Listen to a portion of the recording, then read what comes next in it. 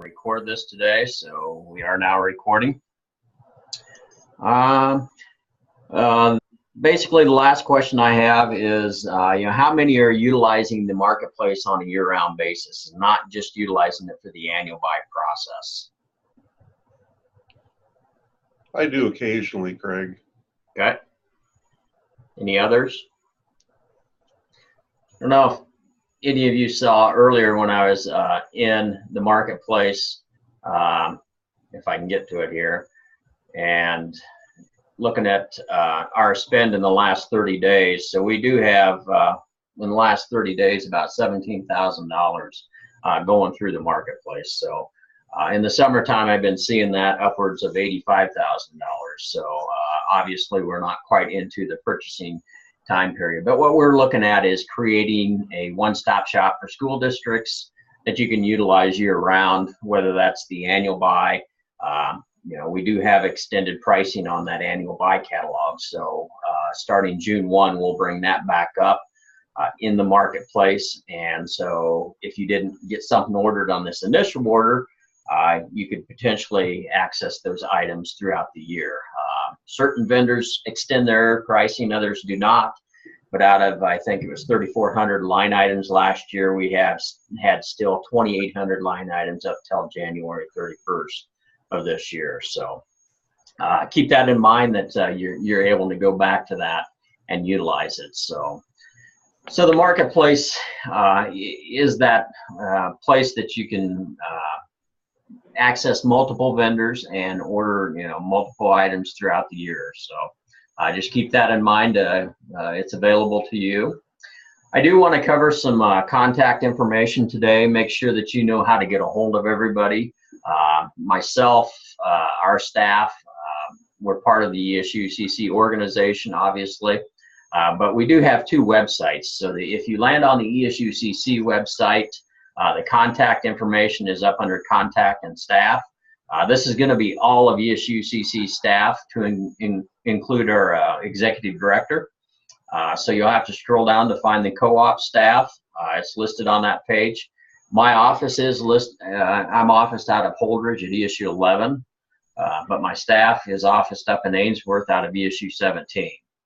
And the rest of our staff is across the state, so we have staff members all over. So just keep that in mind when you're dialing a phone number, whether you're trying to contact myself or the other staff. Colleen or Priscilla Quintana is our business manager half-time for ESU. The other half-time she is on co-op. And then Colleen Lentz is full-time cooperative purchasing. So if you call up at Ainsworth, Colleen is more than likely the one you'll talk to, being full-time. So that's one place where you can get a hold of the contact information. If you land on the page to get to co-op, if you go to projects and then co-op purchasing, we will have a link from this page, and that link is right here, to take you on over to, make sure are you seeing my screen? Yes. Yeah. Yes. Okay. I usually get a green bar around the screen and I wasn't seeing it, so I just wanted to make sure. So this link will take you over to the ESU co-op page. So we keep a separate site because we have so much content, and we just always had it. And so that'll land you on this page. And if I go to home here, it's neesucoop.org. Make sure you put the www in it. If you don't, it won't resolve the name. So it's just something we've got to get fixed and haven't done. But on this page, you will find the co-op staff listing there also. And so all of our contact information and so forth. Along on this page, you're going to find a number of resources. Most of those resources are going to be under the member procurement menu item. And I just want to see who we had join here. Okay, don't see anybody new. And so under member procurement, there's about 3 different resources we'll talk about today. One of the major ones is the annual buy. And so if I go to the annual buy, and this is going to give me timelines for the annual buy, along with timelines for the paper buy. Along with this, we are seeing a number of other information that will make it a little easier for your process only with the annual buy, and that's vendor contact information. This is all the vendors that participate in the annual buy process. If you open this spreadsheet, this is who you're going to be calling when you have problems with items when you receive these items in for the annual buy. And this is only the annual buy and paper buy. Vendor W-9s, they're listed there, so you're able to pull those W-9s up and utilize those if you need those. We've updated those this year. Most of them are updated, so I think there's just a handful that we had some old ones, and if you need updated ones on those, we can still probably get those for you. Another item that we utilize is the annual buy discrepancy reporting form. This is for those items when you receive damaged items, longs, or something like that. I'm sorry, was there a question? Okay, thanks. Okay.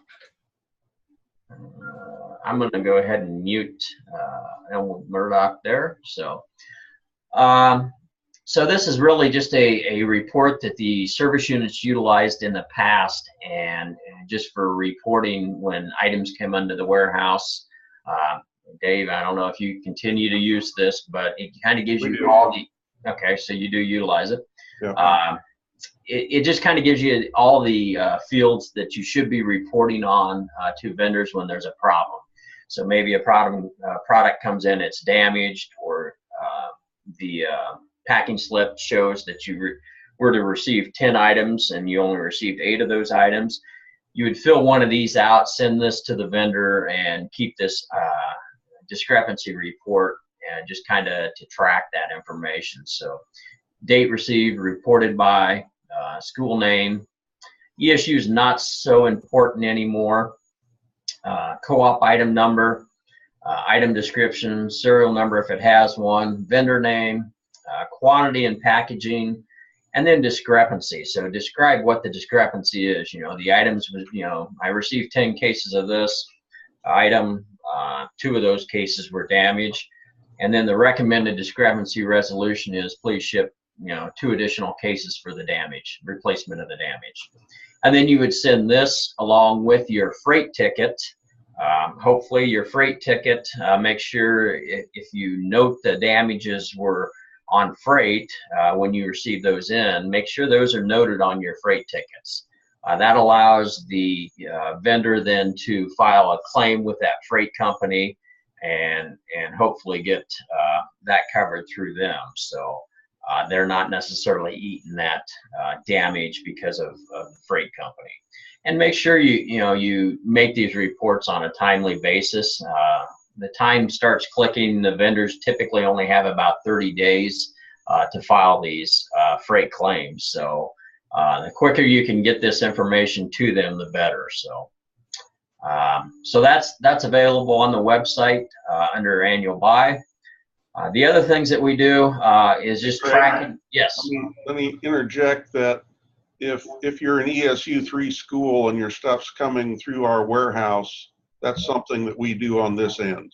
Yes, and keep reminding me of that, Dave, because I've done about 10 of these trainings already, and I keep forgetting about the differences of ESU 3 and dynamics. So, and maybe we'll talk about that in a little bit here too. So yes, Dave's doing a lot of this if it's being shipped to the ESU 3 warehouse for you. Likewise, on these updates and changes, if you are receiving these items at your school directly, then you will want to make sure you check this frequently. So what this does is we just keep track of any items that we have substitutes on. Maybe there was a model number change, an item was discontinued, they're substituting a new model. And so when you're checking items in, if you're doing that and receiving those items in, and Dave's doing this on your behalf, if it's going through ESU 3, I get a camera in, it's a different model number than what was listed in the annual buy catalog. The first thing I'm going to do is I'm going to come to this list then and look up in this list and make sure that it's been approved, this new model number. If it doesn't show up in this list, then that vendor hasn't run it through ESU CC to be approved. And so please notify us of that when that happens. But this is where we're going to tell you, yes, the vendors requested a substitute here. This is what it is. And so this is what's happened. Or maybe they've discontinued an item and they don't have a replacement, so they canceled the order. This is where we'll note all that information. So right now you don't see anything. We'll start populating this as we start receiving those substitutions. Make sure you check this column E where it says approved. As long as that column comes up as a green, or we've typed in approved in that column, then that means we've looked at it and it meets the specifications and it meets our approval. Last year we had one that said optional in this column. It was a DVD player, so there was something with that DVD player that it didn't meet the specification, but we felt the schools didn't really, maybe matter to the schools that much, but we gave the schools the options to either accept that or cancel the order. Or the price may have increased, just a slight bit. They didn't have a substitution, so their price increases. Give you the option to cancel that or accept it with the increase. So those are some of the items that we put into this document. So that's available on the page. And then the last thing that's available is the new items, suggestions for new items. And this is a link if you're shopping and you don't see something in the catalog and you want in there next year, this is where you go to and you submit those items for suggestion for next year. We'll take this list then in the summertime and write specifications for those items that you suggest. So that is the annual buy resources. The dates I will go back to. So we list the dates on the annual buy for the annual buy on this page, but we also have a co-op calendar that you can go to. And this is a dynamic Google Calendar, running calendar of all the dates that we have coming up and due dates. Some of these you may or may not see depending upon your access. I'm logged into Google right now, so it's showing more than it should. But those dates are there. But the other place that we put dates are in the marketplace now. And so this is a new feature. It's called right-hand side content in the marketplace. And so we've put in the annual buy dates, the co-op paper deadlines, and then the annual buy deadlines. And so that's where we get to the dates now. Paper is already open. The paper buy catalog, you will see this catalog listed down here. I've had a lot of people say, I don't see the catalog. Well, it's here, and we're going to go into that in a little while. Just show you how to navigate that. Yes, Stephanie? Nope. Do you have a question, Stephanie? No. Okay. I'm going to go ahead and mute your site. So if you need to unmute, anybody, if you need to unmute in the lower left-hand corner of Zoom, there's a microphone icon. Thank you. And as soon as you see a red X through that, means you've been muted. So March 14th will be the order deadline on paper. And then on March 19th, we run order aggregation. For Roxanne, and for those that don't remember what order aggregation is, it's for every ship to address that I have defined in the marketplace. We'll run aggregation on those orders for that ship to address. So take the example of number 2 pencils. I've got 10 teachers that have ordered number 2 pencils. It's going to take those 10 orders and aggregate them into one line item. And then it's going to give you an aggregate total for those number 2 pencils. And that's what it's going to send to the vendor. So they're only picking one line item for each item we have in the catalog that you have ordered. And so it lowers their cost, not having to pick 10 different orders of number 2 pencils. And so that's what order aggregation does, is it goes back on the back end and it aggregates all those multiple line items of the same item into one. and that's what it will be sent to the vendors. Once order aggregation is run, because of all the POs that are assigned to those line items maybe or requisitions, you have the opportunity to go back in and reassign POs. Because what it's going to do is it's going to take out of that list of number 10 or number 2 pencils, those 10 users, it's going to choose one PO and utilize that on the requisition to send on the order to the vendors. So it may not choose the PO you want. You may want to utilize generic purchase orders at this point.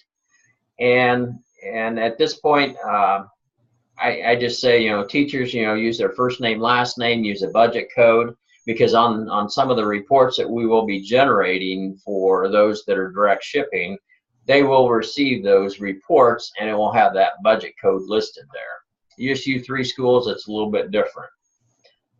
Orders will be released on March 21st to vendors, and then April 11th will be your first delivery date for paper, with a deadline of June 11th. After June 11th, if you have not received your paper, you can assess a 2% late fee to those vendors. So, any questions on dates? Craig, I'd point out that, again, if you're an ESU 3 school coming through the warehouse, I'm the one that does the PO numbers for the orders once they're aggregated to ESU 3, and I do the late delivery penalty fees, so you don't have to mess with either of those. Yep. And so because it goes through Dave also, this year we are developing reports. Those reports go to Dave. So for ESU 3 schools, we may still have to do some extracts if you're wanting to get the information out of the system. Those reports go to Dave because he's the owner of that order. And so if you're shipping through that in the ESU 3 warehouse. I will say on the annual or the paper buy, we have one vendor this year. Brown and Sanger won all the paper. They got very competitive with the white copier and won all that. And after that, their paper 101 didn't have enough items line items they won, so they retracted their bid. And so one paper vendor this year makes it a little easier. Annual buy dates. February 19th, we will open the catalog. Hopefully we meet that deadline. We're working on it aggressively right now. April 12th will be your deadline for all orders to be submitted. And so I would ask that all schools try their best to have their items all in on the April 12th. We had some issues last year after order aggregation ran, adjustments of quantities, and that affected the reports that we generated for Dave. We will this year have a way to crosswalk and check those reports for receiving and sorting. So there is a method to do that. Dave handles that on his end for those that are shipping to the warehouse. Order aggregation runs April 16th. April 17th through the 20th, you are able to review those orders and assign those purchase orders, real purchase orders, out of your accounting system on those dates. And then April 23rd, the orders are released to the vendors, and then with a first delivery date of May 23rd. This is about a week later than last year because we had schools still in session. And so we listened, we pushed the date back, which also pushes your delivery date back to July 23rd. You had to push that back a week also. So July 24th is when you can start assessing a late penalty fee. Again, I tell vendors, I encourage the schools to do this. This is what is pushing vendors to try and get things delivered on time.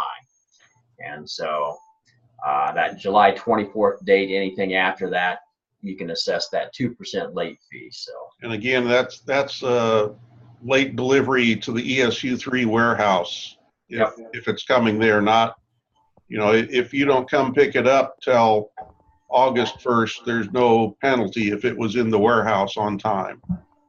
Correct. And so Dave takes care of those penalties on behalf of those schools that ship to the ESU 3 warehouse. So those are the dates. Any questions on dates?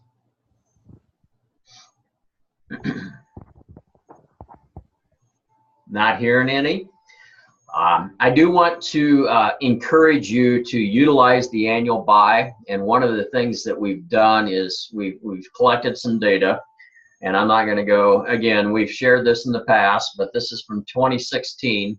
And so in 2016, we took the annual buy items and compared those same items to other items that are available year-round in other year-round catalogs. In doing that, we verified 152 items. On those 152 items, we saw a difference in markup of 63% on average difference. And then we saw an average savings of 33%. So what that's telling us is, on average, you're going to save an additional 33% on top of what you already saving on the annual buy. That's based on list price. The 33% is on top of what you're already receiving. We've always said that you're going to receive from 30 to 75% discount on the annual buy. And so this 33% is an additional discount, so average savings. So if you want a link to this, I have speaking notes. I can send you this document. It'll give you the link to the data, that verification that we went through, and you can look at that. If I scroll down, you are going to see a few items within the list that are lower on the year-round than they are on the annual buy. This particular one, it's a pretty low dollar amount, and so it's not highly impactful.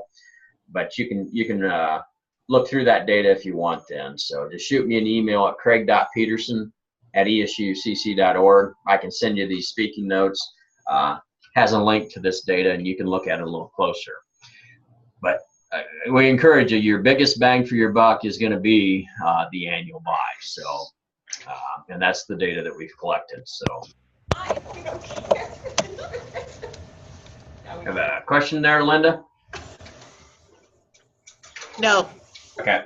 I'm going to go ahead and mute your site. There you go. Thank you. And I'm going to also write you down because I didn't have you listed.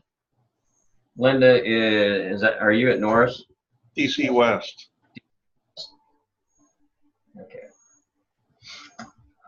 All right. See if I got any other new ones. Don't look like it. So the next thing I want to do is I do want to get into accessing the marketplace. How do I get into the marketplace? How to add users, and so forth. So this is, for most of you, this is a review. But everything we're going to launch from is from the co-op website. So again, neesucoop.org. In the middle of the page, you're going to see that link to the ESUCC marketplace page. If I click on that, it'll take me to a login page. The easiest way I can get teachers into the marketplace, if I want teachers in there, is just register them here. It takes care of all the settings. Then I don't have to mess with that. Most of the people online today have account admin access. And Roxanne, we may need to check and make sure that you have that here when we get into this later. But the easiest way to get teachers in the marketplace is just say go self-register, click on register here. And if I type in, is it just DC? Douglas, probably. Douglas County West schools. You notice it starts populating that. I select it from the list. Then I can enter my email address, first name, last name. A title position I can choose from the drop-down list. If there isn't one close to that, I can type it in. Phone number, and then password and confirm password. When that user clicks register, it's going to look at the email domain name, so everything after the @ sign.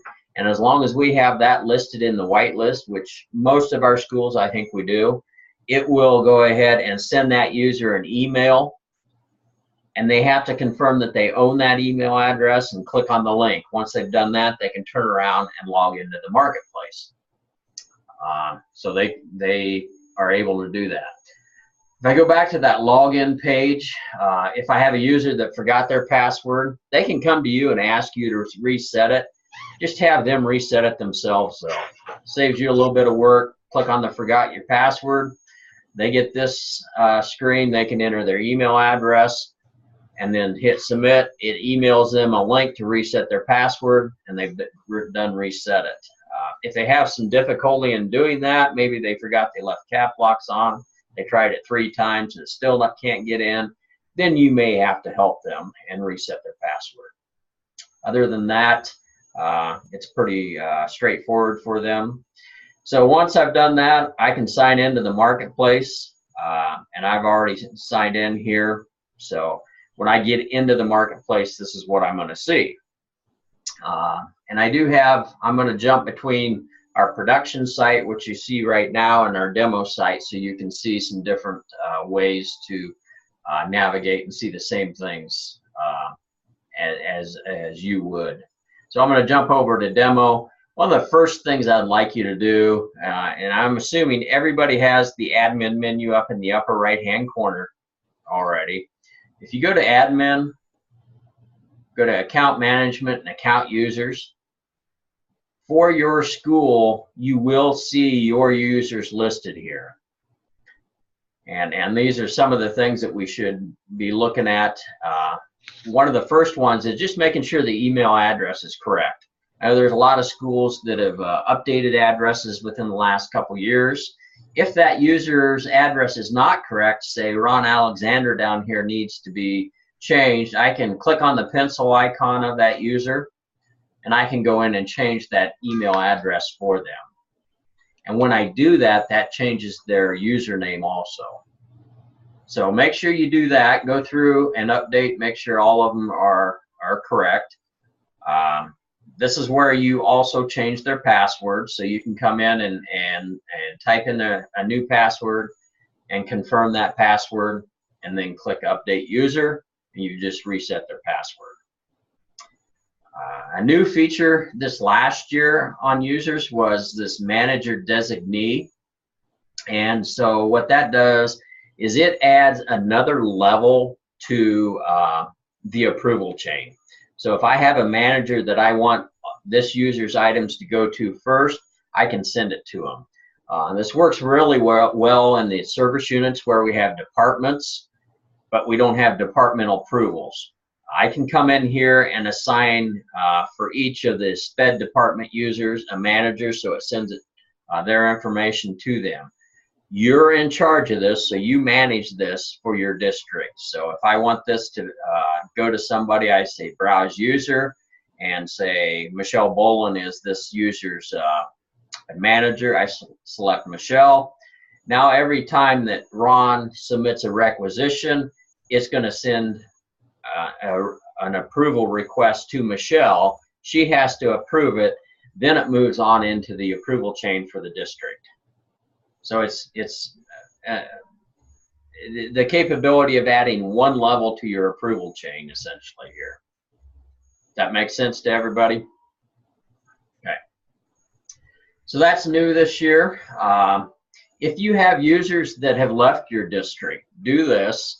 Go in and edit them, make them inactive, and just do that for all of your users. Then go back to the user page, the account users page here.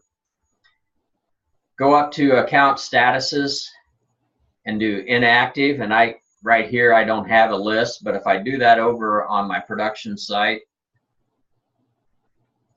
and say inactive, I get a list of all the inactive users in our system. Then you can export these users and send that list to myself or co-op at ESUcc.org and ask us to remove those users. We'll get those out of the system. We're the only ones, the way it's set up, that can delete users, but you can make them inactive. So to make them inactive, I edit that user, come up here, and here's one that's already inactive. And I just toggle this button to inactive, they are no longer able to log into the system at that point. Then you can export the users. When I go to export users here, it's going to ask me to save this file as a CSV, and then you just save it to your desktop, attach that in the email to us, and say, please remove these users, and we'll get those deleted for you. Questions on that? Updating users. None. So the next thing I'm going to do is I'm going to try and quickly go through the marketplace. We've seen a number of updates over the last year, and within the last 3.5, 4 weeks, we've actually seen an interface change, and some things have changed within the interface. So I'll just go through a list, highlight those changes for you. One of the first ones was vendor profiles. So as I scroll down in the marketplace, I have featured suppliers. Featured suppliers are those that have a catalog that I can order something out of today. And so they have shoppable items. Then I also have additional suppliers. Additional suppliers are those service-oriented suppliers. Looks like I got one here that I need to remove it. But service-oriented suppliers essentially have, well, field turf is synthetic turf is a good example. You know, I'm not going to go into the marketplace and order synthetic turf from field turf. I need to have that conversation with that vendor. There's some construction that is required. There's some other bid requirements because of the construction. So there's a lot of things that need to happen, but you can get the information from this vendor. To get that information, I simply click on the logo itself. And I'm going to scroll up here. InfoBase is a pretty good one. And so I click on the logo, not the icons down below. What pops up is an overview of this contract. And so I get the overview of InfoBase, what they actually sell. And so these are the items that they sell down below. How to get a free trial with this vendor is listed there. So just contact Steve Kendall to get a free trial. But then I scroll on down and I get supplier information, and this is all the corporate information. I also get it tells me how to order these items. For this particular one, it says you can order these in the marketplace. And so those items are listed in the marketplace. Other contact information to include what type of contract this was. This is the ESU-CC versus a national contract. It may say AEPA here if it was national. What the term of the contract is, categories that it falls within, and then a link to their website. If I scroll up on the right-hand side here, and for whatever reason it's not, let me just do that again, see if it didn't. I'm getting a line through it this morning, which I've not seen before. So, but we get this capability of punching out to the store that these items are available in, and then I can do a request for quote for this vendor if I want to. Just simply, maybe there's training required, so I can request that information through the vendor. I also have a link to some documents down here, and each vendor is going to be different on which documents are available. But for this particular one, I can click and open the contract and see the contract that ESU-CC has with this vendor. And so that's available right in the marketplace. I also have a link to a flyer. And there may be, if it's a service-oriented vendor like that, the field turf, there may be pricing in a PDF listed there. So just a lot of contract information. For the food program, we list the whole RFP. This allows you then, if you participate in our food program, to go in and grab that RFP. You got a compliance visit through NDE Nutrition Services. You can go in and grab that RFP, have all the information from nutrition services and what they need. And then the last thing that's listed there is the vendor contact information, the Nebraska representative. So if I place an order with Quill and I realize automatically that I made a mistake on that order for something, I can come in here very quickly, come over here and grab Quill's contact information, give Emma Holland a call and say, I just placed an order through the ESU CC Marketplace. I need to remove this one item from that order. Because once that order has been approved, it's on to the vendor and they're already picking it. If you order through Quill or Staples or School Specialty, a lot of these items are going to be delivered within the next couple of days. That's how quick they are on those. And so that information is in the marketplace, available. On the paper, we do have documents available, so the contract or contact list is listed there. The same list that was on the annual buy page, the vendor W-9 for Brown and Sanger, and then the co-op catalog, the PDF catalog. So if you open that up, this is the annual buy paper catalog that's available. That document, once it loads, I need to probably make that document a little bit smaller because it takes a while. Once it loads, you're going to see all the items in the paper catalog. So that's available right in the marketplace now. And so that's called vendor profiles. Another thing that was added is this supplier site.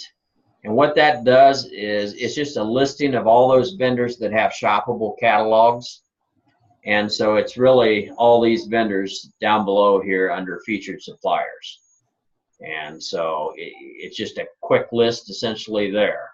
So if I actually choose CDWG, it's going to punch me out to CDWG.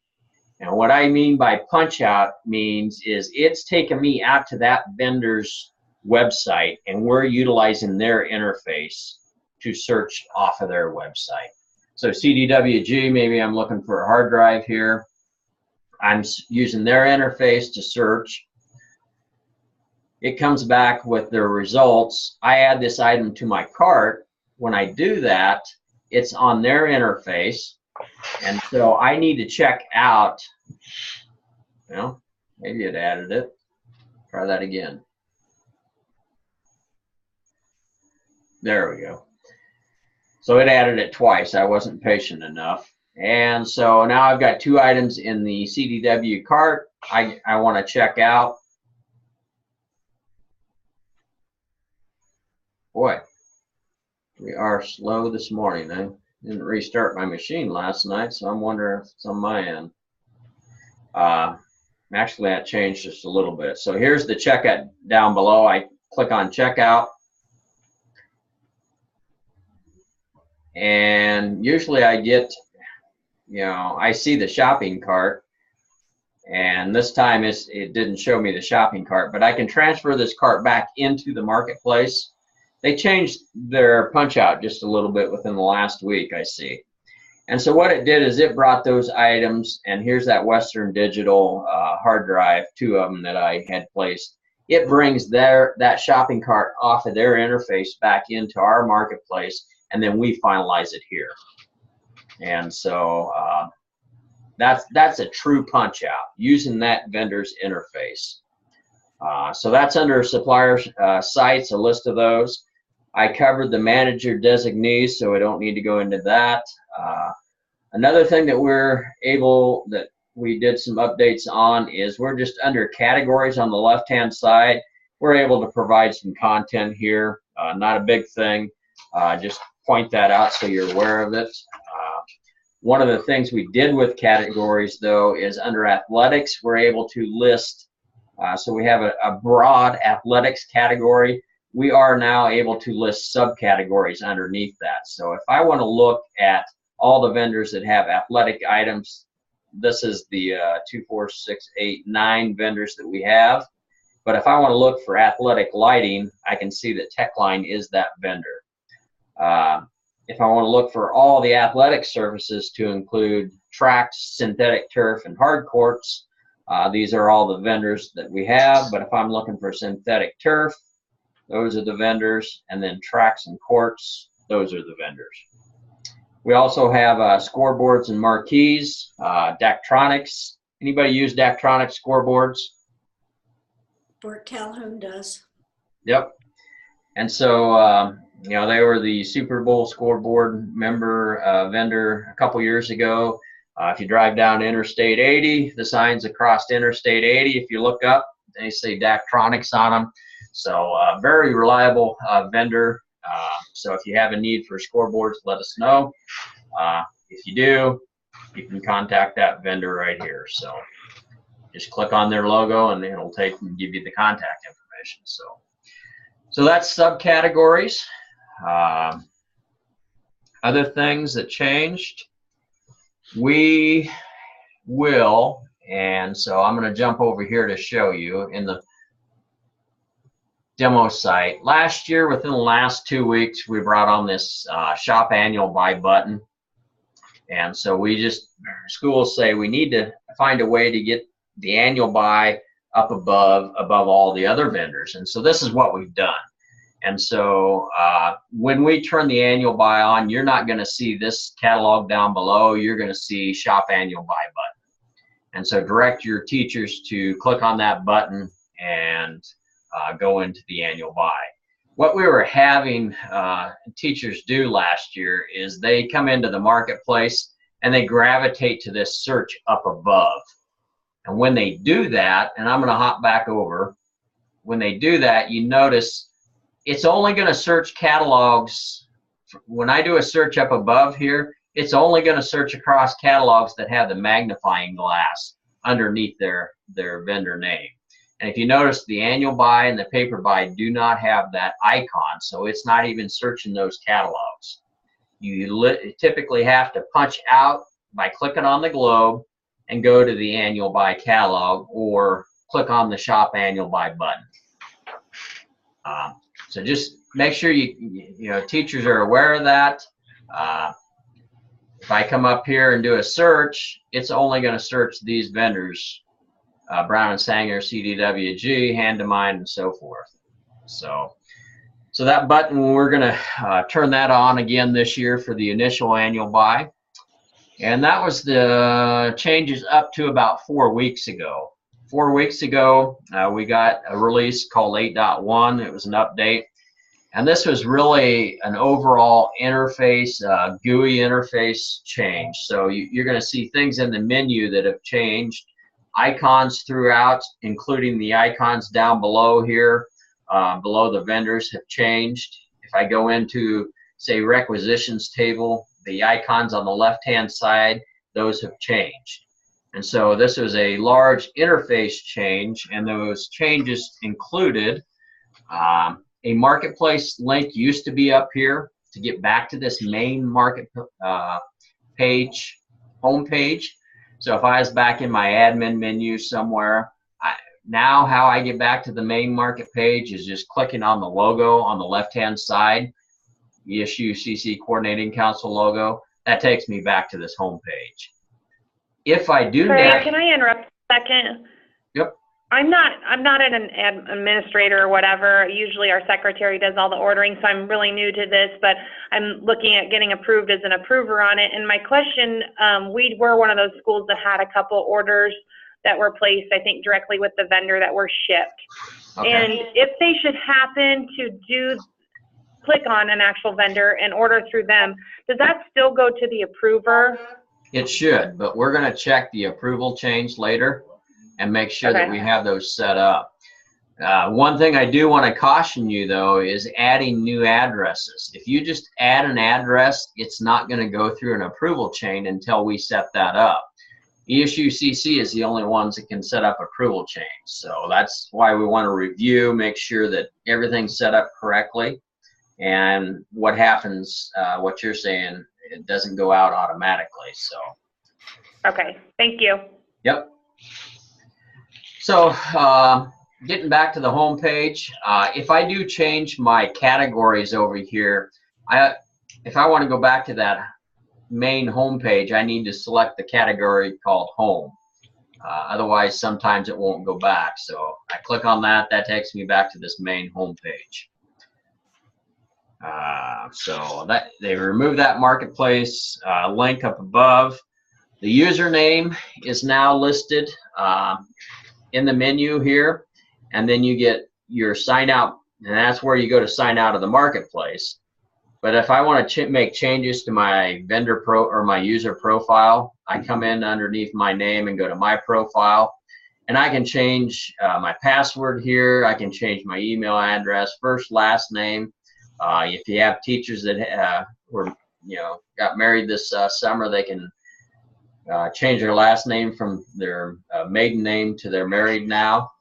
Title position, again, they can set that. Phone number is really nice for vendors, so they have it on those orders. If they have any questions, they can go in and call that user. And then substitute approver. We don't talk a lot about this, but if I'm an approver in my district and I'm going on a leave of absence, this is a nice feature to enable. Otherwise, it should be disabled all the time. So I'm an approver. I'm going to be gone for the next month. I come into my user account and I'm going to enable a substitute approver to receive all the requisitions that may come through the marketplace. I give it a start date of, say, tomorrow I'm going on vacation and I'm not coming back till March 7th, a full month. I then also choose a message. I type out a message to that user that I'm going to send these to. And then I'm going to browse approvers in my district, and I'm going to select Stephanie Adams as my approver, and I update my profile. And when I do that, any new requisition after that time will go to Stephanie Adams then, and she's my substitute approver until that March 7th date, at which time then it reverts back to myself. And so it should always be disabled unless you want that enabled, and so that's where you do it. Addresses, I can set default ship to and default bill to addresses for my user profile. So when I go to checkout, these are the defaults. I just click on the pencil, click on browse, and I get a list of those that are set up for my district. Only account admins can set up addresses. Likewise, do the same for your default billing address if you have more than one. Otherwise, it's going to default to the one. Credit cards, you can store a credit card in the marketplace. It is encrypted when it's stored. And so this information can be saved for when I'm checking out to use my different credit cards. There are only a few vendors that accept credit cards through the marketplace. We'll see that when we go to checkout. But so I encourage everybody just to use purchase orders. But that's user profile, how I actually changed my own profile. Another thing that changed is the shopping cart. And you notice there's a balloon on the shopping cart right now. It's showing number 4. It tells me I've got 4 items in my shopping cart. If I mouse over on that, I see within my shopping cart, I have $1,028.23 in that shopping cart. Also listed here is shopping lists. I will say do not use shopping lists for the annual buy. Those items change from year to year, so they're not going to be the same item next year necessarily. They're not going to be the same vendor, so they actually cause problems when you use shopping lists on the annual buy. This is more of setting up of those items that you order and come back through and order through the year-round catalogs. Maybe toner cartridges or inkjet cartridges for printers. I order this on a monthly basis. I can put in the list of all the ink cartridges in the district, and then I can always come back to the shopping list and choose those that I want to add to my cart. And that's simply by coming in here to the shopping list, choosing the list that I've set up, and I choose those items on that list that I want to add to my cart and click add to cart and continue shopping. So that's how you use shopping lists. To add items to a shopping list, I simply go and shop for those items, and then I can select those items out of my shopping cart and say, new shopping list from my list here. So I come down to the bottom and say copy selected to new shopping list. When I do that, I name the shopping list ESU 3 demo. And I create that list, And now that will be added as a new shopping list. So that's how I set those up. Within the shopping cart, though, these changes, if I click into the shopping cart itself, it takes me in. You're going to notice a number of changes, and one of those is images are showing up in the shopping cart now. Not all images. So you notice that when I punched out to CDWG, it did not bring that image back. So anytime I punch out to a catalog like that, it will not bring it back. If I search from within the marketplace, it'll bring that image in then. So that has been changed. It also brought in the vendor name. It brought them from a column over here on the right and put the vendor name and supplier part number underneath the item description. So just some updates to get more information on this page. Something else that was changed, you used to have my orders listed up here. They've renamed that to requisitions. Everything starts with a requisition and then becomes an order. So they renamed that item. Then you're going to see two tabs, and one of them is the requisitions. And so that requisition will come in here. This is where you can come in and see where it's at, where it's been, if it's been denied or approved. So I'm a teacher, I want to check on this. I can come back in here and see that it's been approved. Then it gets converted to an order once it's approved, and then I can come in and see the status that that order has been sent. So that's kind of some updates there. Let's see. Used to have my requests up here. That has become a quotes menu now. Something else that has changed. Actually, I've already gone over that. That was with the athletics, the categories. I won't highlight that again. There used to be a view all suppliers list up here, or menu item up above. They've moved that over into a category list now. And so if I click on all suppliers, I'm seeing all the suppliers within the marketplace.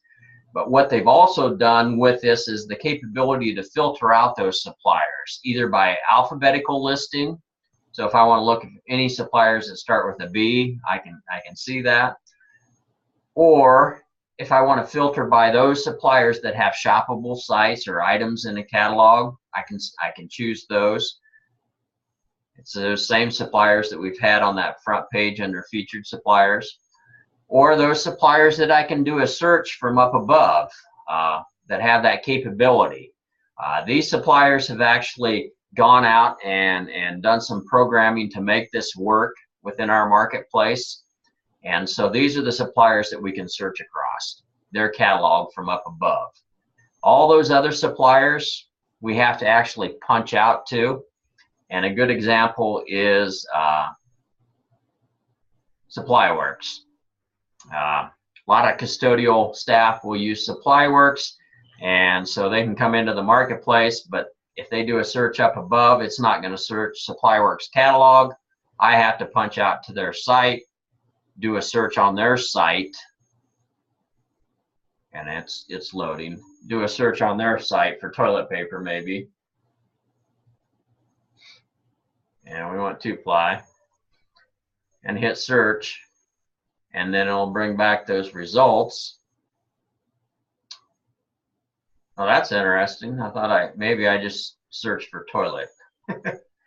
And so it searched for toilets. See this item, I want to add this to my cart, add it to my cart, then I can go back out and check out of SupplyWorks. We're going to finalize everything in the main market page or marketplace. So I say proceed to checkout. It transfers this back into our marketplace. Now that toilet is listed down here, so it added it to my shopping cart. What else? So that was filtering all suppliers. Done the search. The quote's the same. You know, those vendors that do quote requests. Service-oriented vendors, those are the service-oriented ones. So just remember that's available up under all suppliers in the categories. Something else that changed, and it works best if I get a part number, so I'm going to search for this item. And as I search for this item up above in the search bar, I'm going to reset. I start getting a breadcrumb menu here, and it becomes more evident when I start drilling down into these items. And so I'm going to drill down into this item. This breadcrumb menu expands out, but I'm able to go back to my search results very quickly by just clicking on the link 2 levels back into those search results and get back into that. Okay. I'm going to go ahead and add this item to my cart because I'm going to use it a little bit later in an example. So that was a new update that we saw. Breadcrumbs. Let's see. I've already gone through the updated design of the carts. Part number search. The other thing they did was they improved the algorithm. So it used to be that when I searched for this SWI 48207, it would go out and it would search for that exact match. What they've done now is they're searching for anything that maybe has a hyphen in it, maybe a space in it, maybe it doesn't have the SW, but it does match on the rest of it. So they've expanded their search algorithm to give you better search results on the back end. So not something you're going to see, but it's doing that on the back end for you. So something else they've added in the requisitions table, they've added this suppliers column here. And so by looking at this, I can see Cisco is the only one on this requisition. But if I scroll on down, I see there's one here that has 3 suppliers in it. And so if I mouse over on that, I get a pop out then, and I can tell that Independent Stationers, School Specialty, and Staples were involved in that requisition. But it was simply by adding this column. If I export these items, that column's also going to be on the export now. So continued improvement. Something else, this is on approval chains. When a requisition is submitted, emails are sent out to an approver. It used to be that that approver had to go in and through the email, they could approve through an email. But in doing so, we had users complaining that with a mobile device, I couldn't see the CAPTCHA that I had to select. So this CAPTCHA would pop up. They were not seeing that, so they've removed that CAPTCHA now, make it a little bit easier for approvers to look at the email, click on the button, and approve it right there. So that was included. Something else that has been included, and it's easiest if I go in and look at an account for Adams Central. Adams Central, on their district account, they have approval set up in 3 parts. This is an or statement where Jamie or Jennifer or Allison can make an approval. But once one of them makes that approval, it moves on. And so it doesn't go to Jamie first and then Jennifer second and then Allison third. Just any one of these approves it, it moves on. So what they've done is say Jennifer comes in here, makes an approval. Jamie and Allison will now receive an email notifying them that Jennifer made that approval. And so it's just a notification to those 2 other users that it's been made. And it's only in those cases where you see it's set up in an or statement. Any one of these can make the approval. It's not going to be in an approval chain that you see this. So email notifications. And then the last change that was made, let's see, this is on users. And so if I go and look at a user, it's the details of that user. And so it's the icon that is the blue page icon. If I go in and look at details on that user, it simply tells me when that user was last modified and their last login date. And so You may not utilize this. I've utilized it for some troubleshooting purposes. We had some duplicate users, and it helped me out to say, okay, I can see which one's the active user and which one's not the active user. So I was able to delete the non-active user.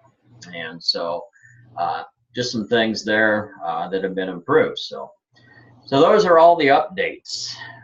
Any questions so far on updates?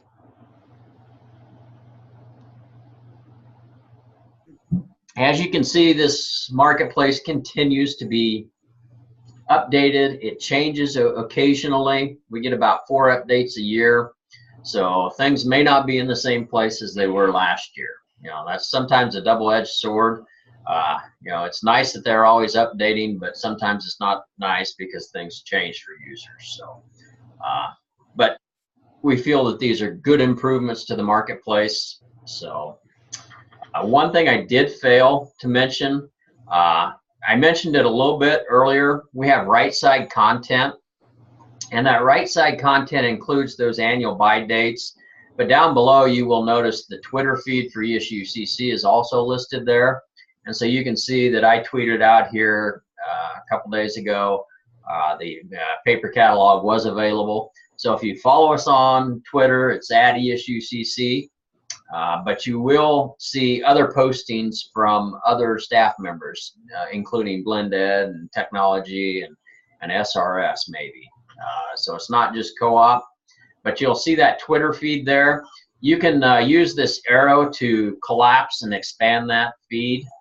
But one of the other things this does, and I have to show it in our demo site, is for approvers, it lists those items that need to be approved. And so on the right hand side, I'm an approver, I'm set up. I can see which items are waiting for my approval right here in this list. And I can either view all, or I can directly click into one of those approvals.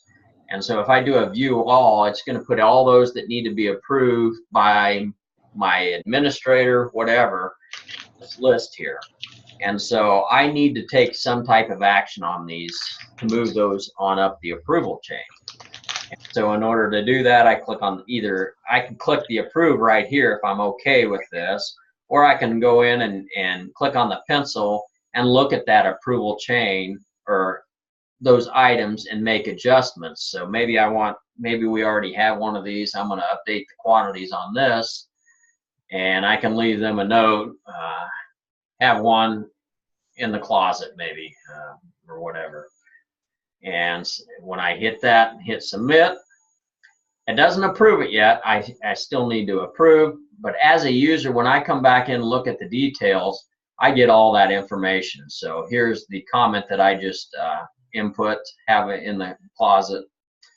So it told me that a user changed this, business manager changed this from 2 to 1. So make sure that you always look at those details if you're questioning things. You also will see the approval chain up here, how it flows within your district. Unfortunately, there's not a way to view that approval chain until you place an order. And I wish there was a way, but we're going to do that shortly. The green tells me that the admin has already approved it, but it's waiting on the business manager because it's still black. It's waiting on that business manager now. And so that's myself. I'm logged in as the business manager. Once I approve it, then it's going to go green.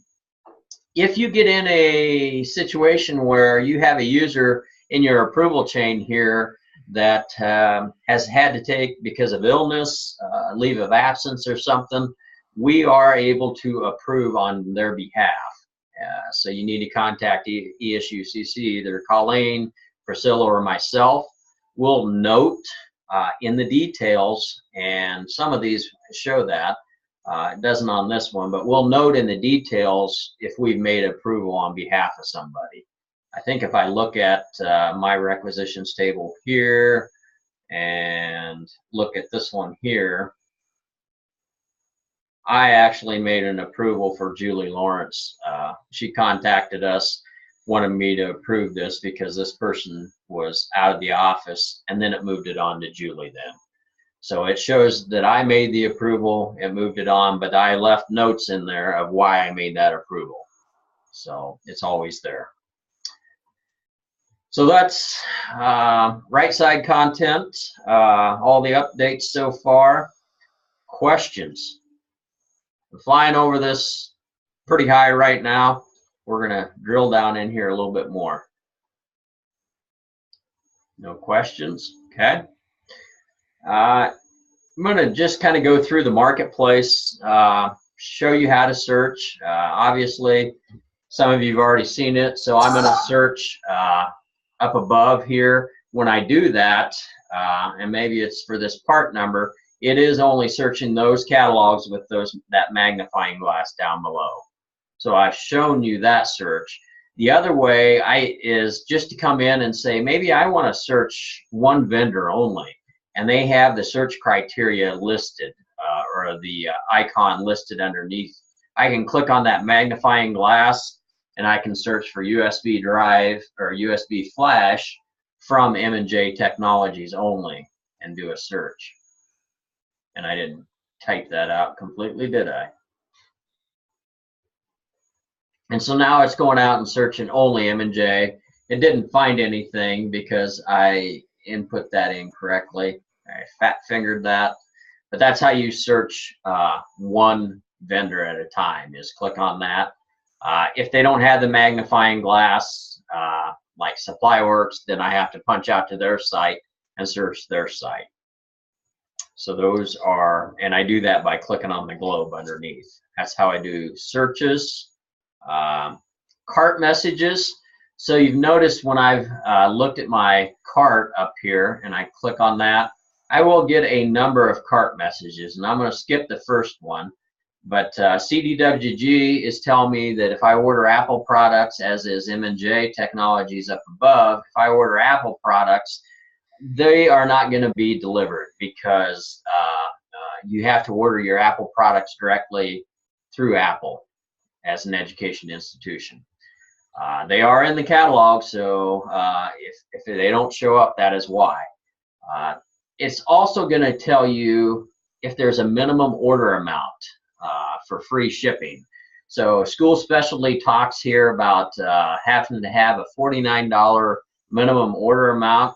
If I order school specialty items directly from the marketplace, so I do the search up above through School Specialty, and I don't have the $49, they're going to automatically on your invoice add $9.95. So keep that in mind. If I go out to School Specialty though, and I know that's who I want to shop with, so I punch out to School Specialty and I search, try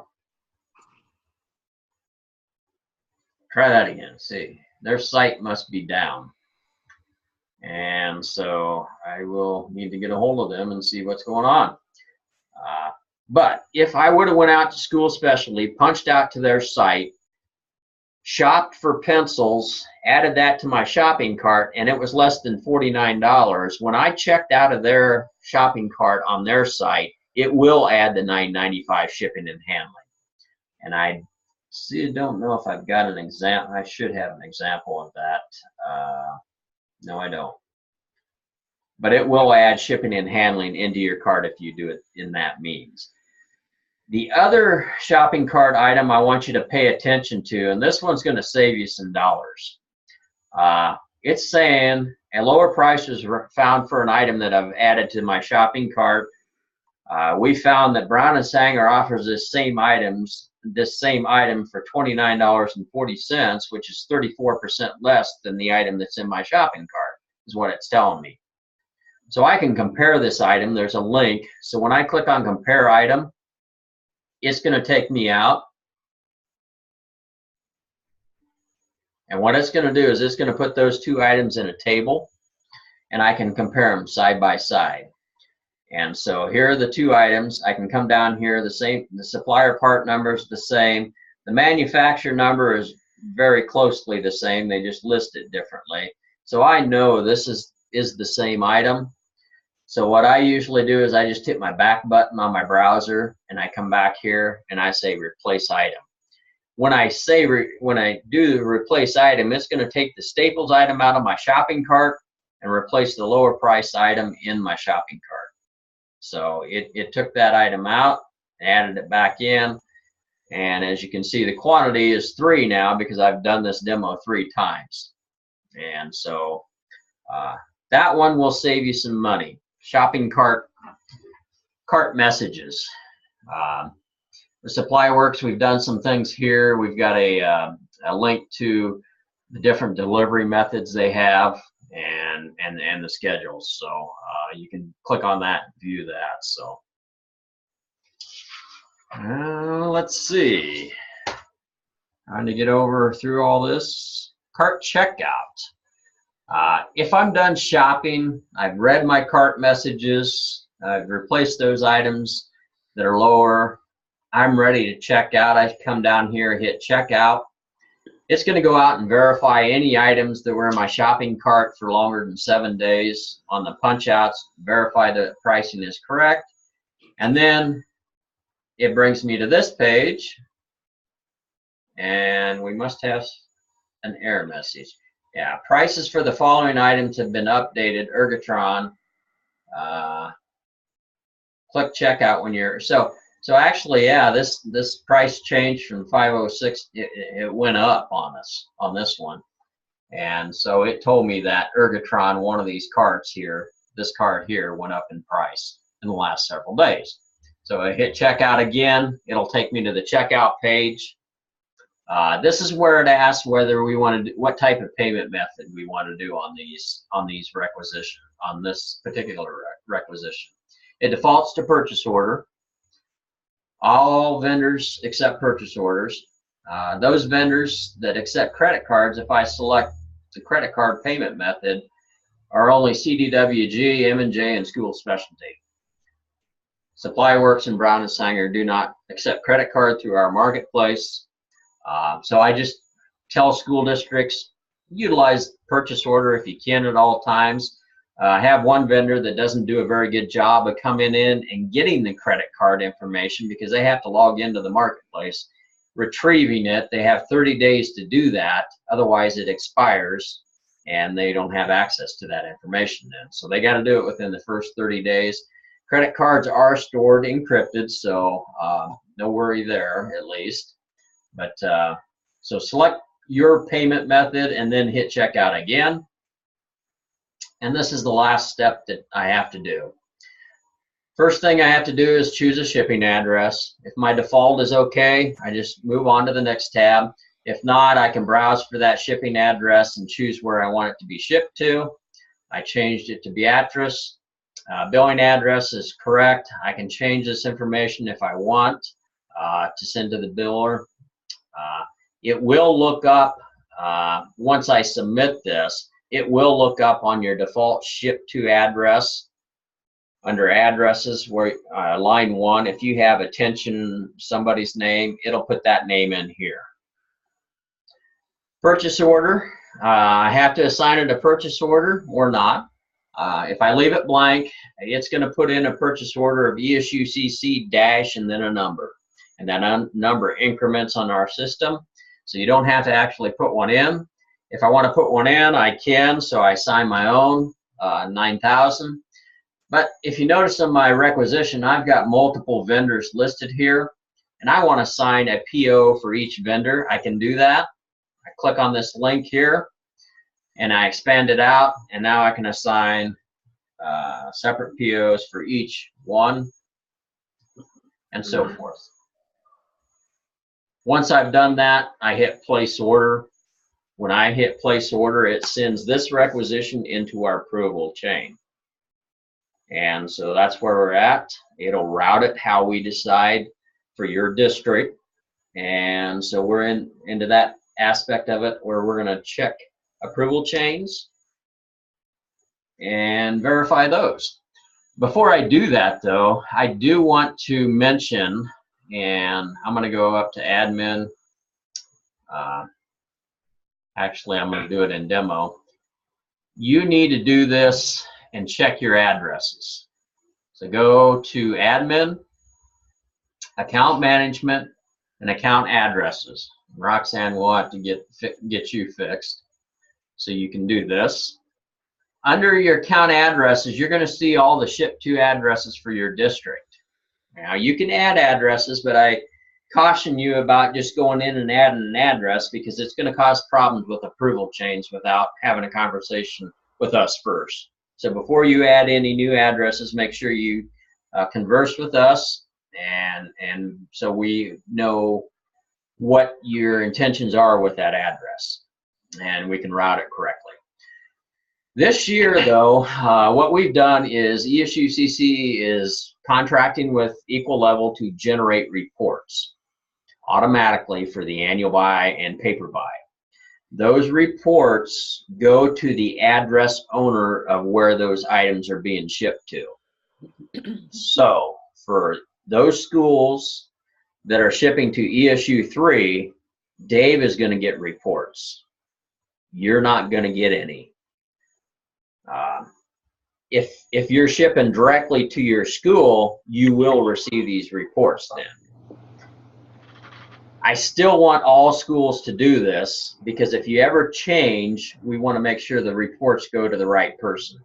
So go in and edit your shipping addresses. So I'm going to go in and look at Adams Central, and this is in demo. Verify my addresses, and this is a shipping and billing address. So I'm verifying all the information is correct. The email address, though, is where those reports are going to go to. So Dave, you know, your buildings and grounds, you need to have yours listed here.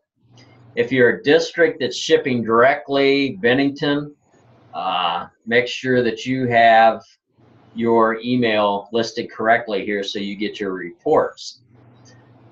It has to also be an account admin. So right now, Roxanne, we couldn't list you here because you're not an account admin yet. But if we make you one, then we can. But we're going to deliver reports to ESU 3, Dave, for those that are shipping there. If you're shipping direct to the school, then we're going to ship or email those reports to the user identified here in this email field. All schools should populate this with an email, no matter what. That's an account admin. Okay. Everybody understand that? I'm going to show you what those reports look like a little bit later. And so that's very important that you do that, though. On the 12th hour, I get reports from Equal Level. And if it's not populated with an account admin in this field, I'll just go in and pick one because we don't have time to communicate it. This is the night before. Usually order aggregation is run, and I just have to populate it with somebody's. So if you populate it correctly to begin with, then we're okay. All right. So that's addresses. And that's a new requirement this year. So that gets us to this point, I guess. Is there, and I've got to look at it and see, is there any schools that will not be direct shipping to ESU 3, I guess? Changing this year. Fort Calhoun hasn't decided yet. Okay. I know Gretna, are we still on? Last year we switched you and then we switched you back. Are we? Oh, we're muted there. Now you can, Nan. We haven't decided yet either. Okay. The key is to just notify us prior to that order aggregation date. And I would definitely notify myself and Dave. Obviously, Dave wants to know too, but so if we go to, and this is, the paper buy is not impacted as much. Usually one person in the district places the order on paper, and paper goes direct to schools anyway. So, but it's on April 16th. We just need to be notified prior to that date. And so Will otherwise, however it was last year, however it was set up last year is the way it'll be set up again this year. Okay. So Dave, his Weeping Water is not on with us today, are they? No. They And will. all my schools got an email yesterday that with construction, I mean, if they want to try direct delivery just for a trial year, this would be the year to try it. Okay. It's real easy for us to change it. So I simply go in and go to the account. And so if we look at Fort Calhoun and I edit your account and there's this ESU 3 opt out, if I put a yes in there, then you go direct delivery after that. Right now you're not opted out, so it's going direct to ESU 3's warehouse. Okay. So that's all I need to do. Just shoot us an email, both Dave and myself, so we're aware of it. But we can make that happen fairly easy. The thing is, when you do that, then you will get these reports we're talking about. And I'll just jump into them. The reports are simply so you can receive product in at your site. And it just makes it easier for you to receive that product. The first, you'll receive 2 reports, and I'll go over ESU 3's first. The first one is simply, it's going to be a CSV file. So when I open it up, this is what it's going to look like. First thing I would do is make it an Excel. So I'm going to do a save as and save it into that same folder, but I'm going to change it from CSV to Excel. And that way, when I do that, any of the formatting changes I make, it'll save. And so one of the first things I'll do is click on the up here, this triangle in the upper left-hand corner, and then double click one of my columns, and that just resizes my columns, all of them, so I can read it. So this first report is the receiving report. It is an aggregate, Dave. It's not broken down by line. So it's a little bit different, but it tells me it's sorted by supplier. So if I have a shipment from Pyramid come in, I have a list of all those Pyramid items. And so what I might even do on this report is to break these items up is I may do some color coding of gray and white, just so it just kind of breaks things up so I can see the different suppliers, so I can tell these are all of Pyramids. So when I scroll over to the right, I can see that what Pyramids are. And so it gives me the supplier, the item name, item description, and these are flipped, Dave. I notified them yesterday. This is not displaying correctly, and so it'll change slightly. Manufacturer part number, supplier part number, unit of measure, aggregated PO number. So the PO number that gets sent to the vendor. Mm-hmm. So this will have Dave's PO numbers listed here. Total quantity ordered versus total quantity requested. So this is where we had some problems last year in the ESU 3 warehouse. The report that we generated was a report that was total quantity requested. So when that teacher logs in and makes a request, that's what they requested. But after order aggregation, what happened is we had some schools come in and change quantities here and increase them or decrease them. So we didn't provide the proper quantities for Dave because of that. We didn't realize that until we started having some issues. So this report is going to give us a crosswalk to that. And so I can tell here that, okay, this school made some changes. And so there's no way to know in your requisition what teacher that goes to, though. And so this is why you should probably try and make all your changes prior to order aggregation. Yes, you can make quantity changes here, but it could impact receiving those items in. This year, Dave, you will get the report, a correct report. So Okay. you will be wanting to operate off the total quantity ordered. But there may be cases where we need to do a crosswalk and look at the other report to see who they go to. And so then quantity received, quantity damaged, these are just blank fields that you can utilize to keep track of items. You can add columns if you want, you know, if there's something else you need in there, that's fine. Was there a pricing column in there, Craig? I don't believe on, The item? not on this one. Do you need it? That's always helpful when I'm doing receiving, because I track, you know, what's due to the vendor by a sheet similar to this. Let's look on this other report. It may be on that. And so that's the sorting report. Oh, it's over here. Let me drag it over. So this is the sorting report. I'm going to do the same thing. File, save as.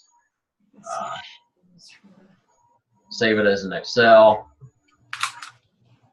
Resize my columns real quick. And so this is going to be sorted by item number, so numerically. And so after I received it in, I may have written the number on that box and slid it over. Another person can come along and sort it then maybe.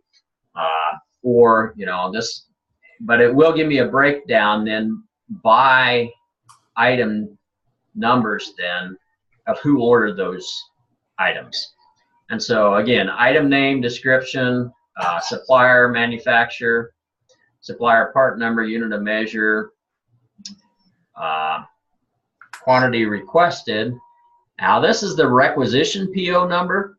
So if you have your teachers enter in, this isn't going to work for those schools that ship direct to ESU 3, but if you go direct to your school, when I do get this report, if I have them enter my budget, their budget codes, those are going to be in your report now. So now you can code that very easily. Or if they have their own PO number, then you have a crosswalk for that. The ship to address, whatever's defined there. So it doesn't. So If we could get a column with pricing, that's fairly crucial to me. yeah. That's also how I track late fees for stuff that arrives late too.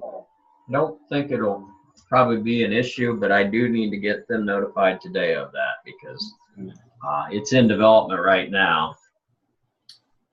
Maybe that was one that Dave did. Yeah, I mean, just a column with the, you know, whatever the unit pricing is.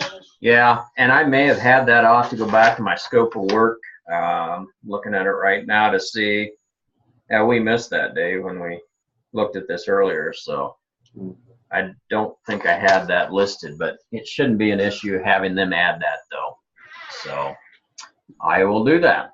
So those are the reports. So you operate off of 2 reports, receiving and shipping, or sorting, I'm sorry. The sorting will break it down by users, so I am able to tell what teachers ordered what. Those ESU 3 schools that are shipping to ESU 3 warehouse will not get this report. It's just because of the way the order aggregation happens. Dave becomes the account owner. There's no way to generate these reports for you. So then we have to probably show you how to do the extract like we did last year. And so, but that's where we're at on the reports and what we've done there. So questions on that? And for the ESU 3 schools, I mean, we may be able to work around this some too with, you know, copying out, you know, for Arlington or something, we may be able to just copy out the Arlington section and send that to you. Yeah, but it's for you, it's not going to give them the break. It's going to give you an aggregate total of, Yeah, that's true. yeah, for that ship to site for Arlington. It's not going to give you a breakdown by teacher. Not going to break it down to user. Okay. All All right. So it's, it's going to use one user probably that was aggregated, and that's it. Yeah. So it won't be necessarily right. So All some of this, is we'll have to look at it, obviously, I think, when we get it. But yeah, it'll be broken down by school. So you shouldn't see two Arlingtons with the same item number. It should be one aggregate total, like we have here for Arlington. This is one total for 200,465. Yeah. So Okay. otherwise, your school reports, those that direct ship will have it broken out by teacher. And so you will get a report. I can show you Bellevue's report here. That's receiving. Let me look at the other one. So sorting here, and if I resize that, so it'll break it out by teacher name then for Bellevue, since they're a direct ship. Okay.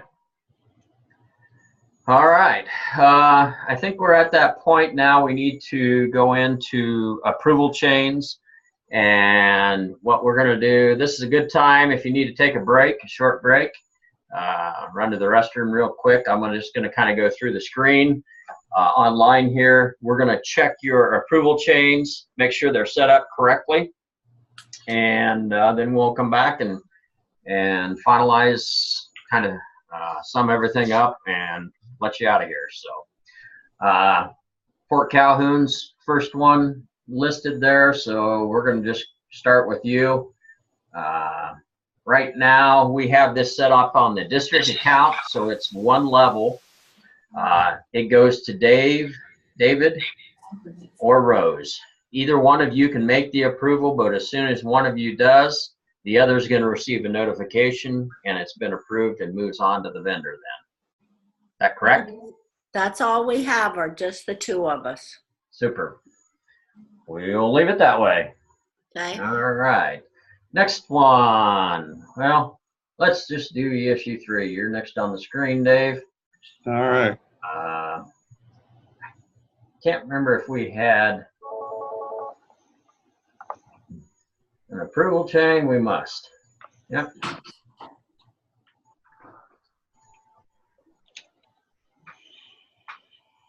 Let's just do this. So we have buildings and ground, media, PLD, Gifford, and Brooklyn. So as long as they choose the building and grounds shipping address, which I think is the only address we have. Yeah, it's the only address for all of them. It goes to you, Dave. Yep. And that's when they choose the issue 3 building and grounds. But we must have for media, it goes to Erin. Yep. If she chooses the ESU 3 media shipping address. So you have multiple addresses set up, and the reason those are set up are mainly for approval chains. Correct. If we looked at this media address, though, it's going to be to your buildings and grounds address. It's the same address. Yeah. Yeah, it's the same. It's just got a different title on it. Yep, different name. It's different departments are ordering and splitting it up budget-wise differently. And then it goes on to Julie. Yes. Okay. PLD, when they choose PLD shipping address, it goes to Erin. Yep. And then to Julie. Yep. Gifford Farm will go to Nancy Williams.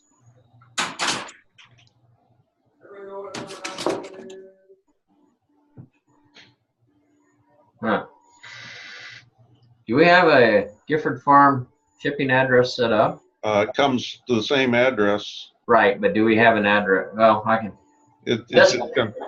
Whoever set this up, we didn't get it right. There's nothing there, so yeah. So this I need to set to shipping addresses equal to Gifford. There. There we go. Did that work last year? Yeah.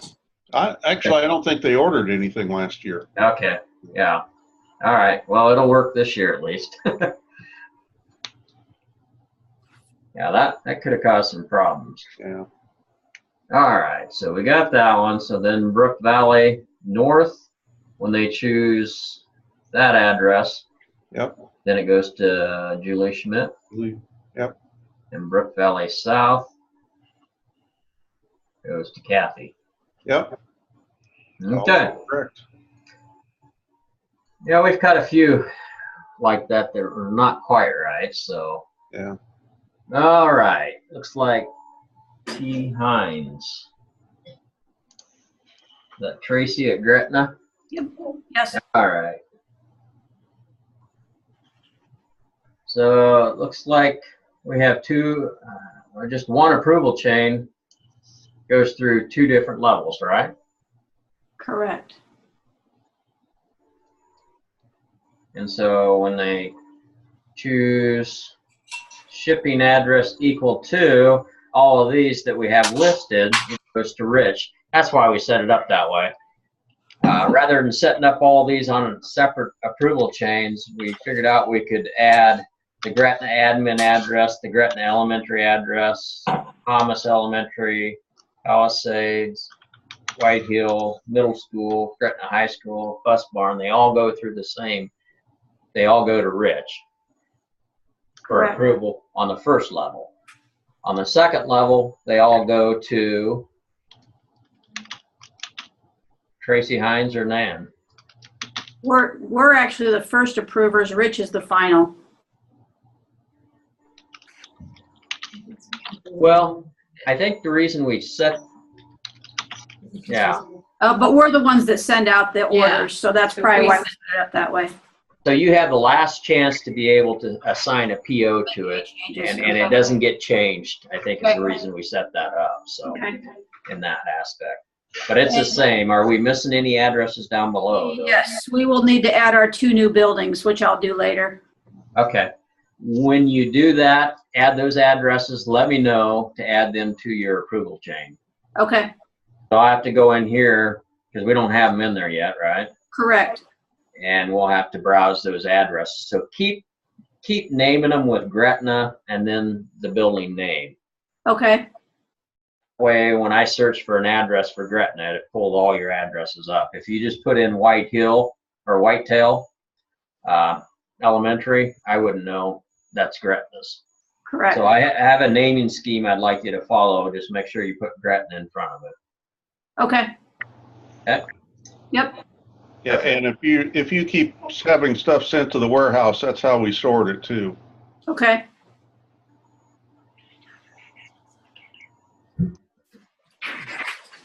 All right, so the next one, Kelly Ostrand. Kelly, you are where at? Millard. Yes.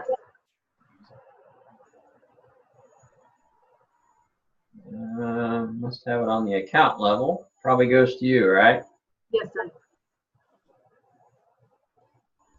Yep. So one approver, it goes to Kelly. Any need for changes? Not at this time. Perfect. Linda Chitwood. Linda is DC West. Hello. Accounts.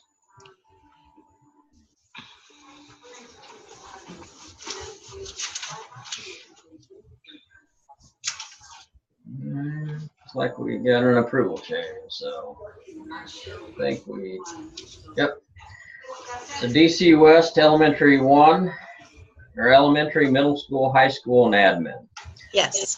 For those that go to the elementary, they go to Dwayne,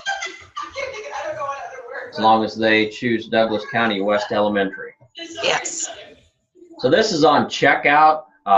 If you have users that go from the middle school and the high school and you have two different addresses, how you handle that may be different at each district, but I would tell them if you want those items to show up at the middle school, choose one requisition, put those items that need to go to the middle school on that requisition. That's your middle school. create another requisition for the high school and ship those and choose the shipping address for the high school. That also routes those through the approval chains for the middle school and the high school. If I Yes. put them all on one requisition and choose the middle school, it's going to go through the middle school approval chain. So Right. I'm just covering this for everybody. So if you have that situation, that's how I'd probably tell them to do it. Where the teacher that teaches in multiple locations. So Yes. all right. So DC Elementary 1, and then 2 will go to Linda, yourself. Yes. I'm checking these to make sure these are correct. The middle school, first one goes to Jeremy Travis. Second one's going to go to Linda, probably. That should be. Nope, middle school. High school will go to Jim. And then to Linda, probably. Yep. That's good. And we have the admin. And so the admin will go to Linda. So, All right. Works good. all right. Next one is going to be Tracy Hines. We've already done, right? So, Correct. connections. So, Roxanne. Roxanne, you were. Elmwood Murdoch.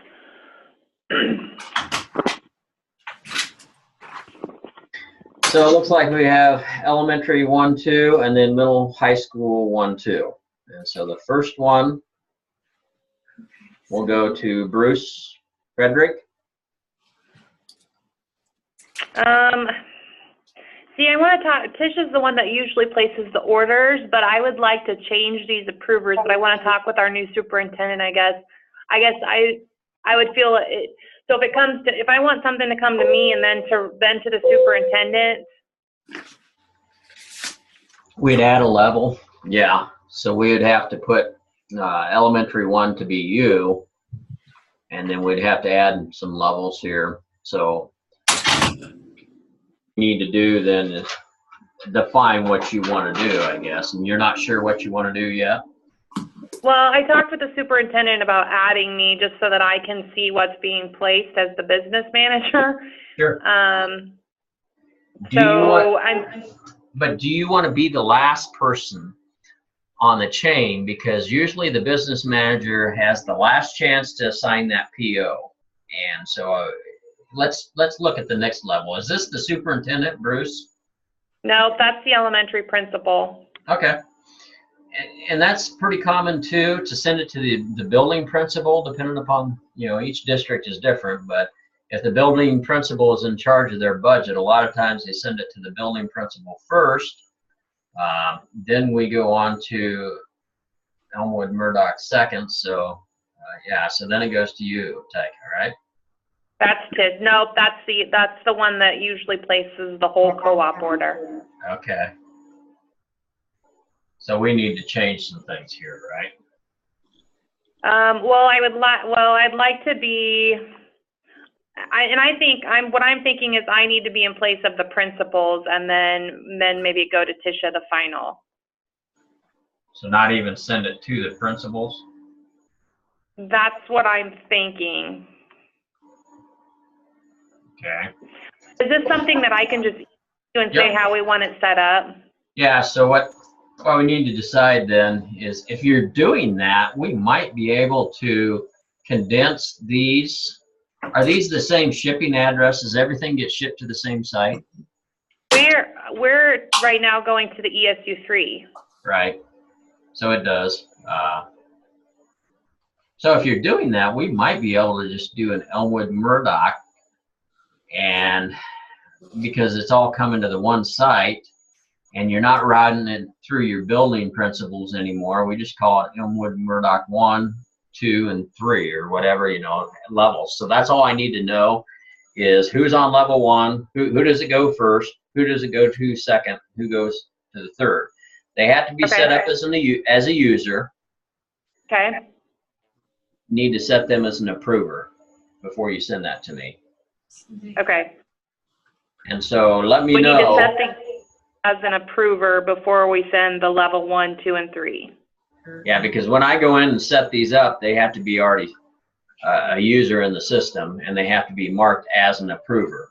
To do that, you Okay. come to their user account, open their account by clicking on the pencil, and you simply click the checkbox approver. But does Tisha, as the probably the admin person, the only one that can set them as an approver? Yes, yeah. Okay. Yeah, it So has the to only be one an- that my user would just need to be changed to an approver, correct? yes. Okay. And I can do that now, but probably best to get you guys trained on how to do that and kind of get it done doing it yourselves. But yeah. Okay. I will do that then. I'll have her set me as an approver, and then we'll discuss with the superintendent if he wants to be added and what level he wants to be, and then we'll send you an email with our level of approvers. Okay. Yep. Thanks. We'll get those changed then. Craig, Okay. Yes. that's not going to change how we're sorting though, right? If you change the titles on the approvers.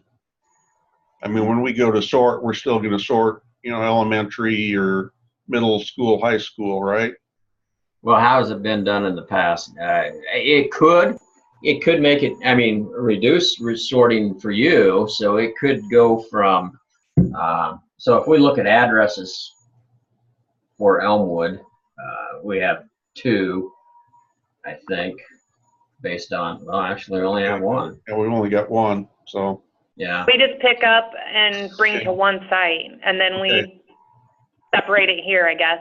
Okay, so that's a moot point for my end then. I'm not sure, looking at that, we've got some problems with this approval chain anyway. And I saw that on the first one. Again, it didn't get set up correctly. Shipping address equal to, and there is no address. Okay. So we've got to fix this anyway. And so, I mean, it needs to be Elmwood, if I list But it if here. we would separate it so that the elementary teachers put the elementary address and the high school teachers put the high school address, well then ESU 3, do you guys then No. separate it by building then or by address like that? Not unless you have an address set up for each one of those, which you don't currently.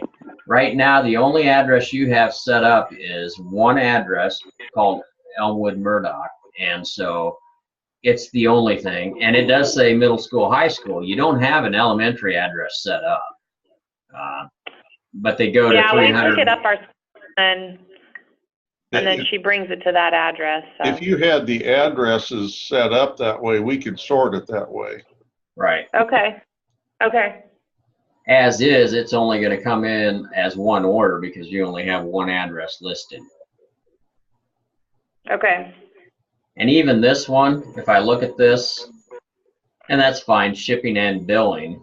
A lot of times I will break the billing address out if it's a P.O. box or something, but this one it doesn't. So yeah, there's some things that we maybe need to fix on yours. If you want to add that extra level. And usually when we add that extra level, like elementary, it's for routing of approval chains is the reason we do that. So, Okay. okay. Thank you. All right. Linda Lurvey, Bennington. Are you on there, Linda? All right. Linda, yeah.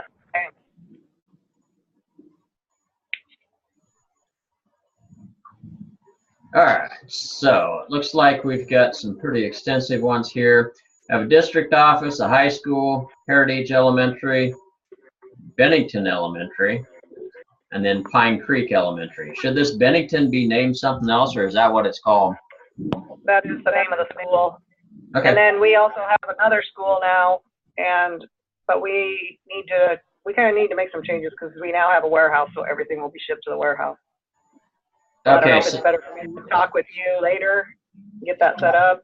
Yeah, we probably need to look at that because right now I'd have to look at your addresses first. You have all those addresses set up, but So Bennington admin is that maybe just a billing only? Yep, that's just billing. And so these others, so we have, 116. So these we may need to change all these addresses, right? To your warehouse address? That address, that one right there, that 11121 is the warehouse. But everything needs to go to the warehouse now. Will be checked in there and sorted. Yeah. So so we don't mess with approval chains. I'm assuming you're wanting the approval chain still to flow to the elementary principals, the high Correct. school principals. So to do that, you just take this address here then for Bennington and then edit elementary and change the ship to address to that. Oh, okay. So just put that ship to address for each building. Yep. Okay. And then the other thing is I need to add our middle school though now too. Okay. You can add the address. Yep. But I need the approval chain, so add new elementary. Okay. What's the name of that elementary? It's a new middle school, just Bennington Middle School. Middle school. Sorry.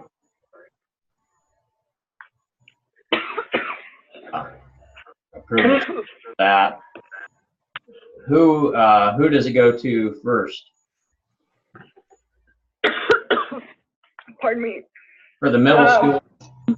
Oh, here, let's do this. I want to look at approval chains, Bennington, see what we have set up first. Yeah, I can't remember how we have those set up. It's on the screen now, Mm-hmm. and we do need to add a middle school. If we look at the high school's approval chain, Yep. how do we have that set up? First one goes to Diane Moreland. Oh, okay. So we have it going to the secretary, then the principal, then me. Yeah, we've got some problems here again. I don't know what's going on, why these shipping addresses are not. I have a feeling I know that it just somebody didn't select these. So this is the high school, right? So as long as I set these up, you can change the address, but as long as I have these defined, it'll be okay. So that's the high school. Was that correct? I'm sorry. Yeah, I think, now I remember. We have the secretary, then the principal, and then me. So yeah, the first one goes to Diane, right? Right.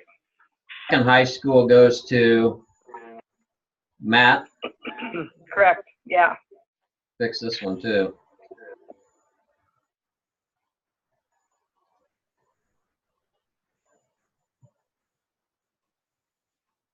And then third goes to Lynn, yourself, right? Yes.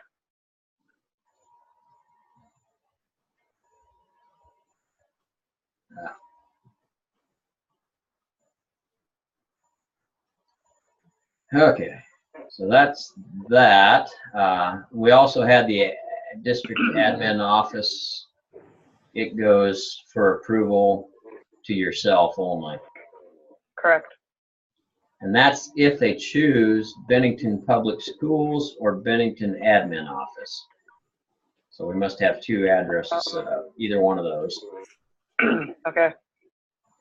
And so then we have elementary 1, Bennington Heritage, goes to Amy Cheek. Well, and that changed because she's not at that building anymore. She's at a different building, and we have somebody new at that building. We have,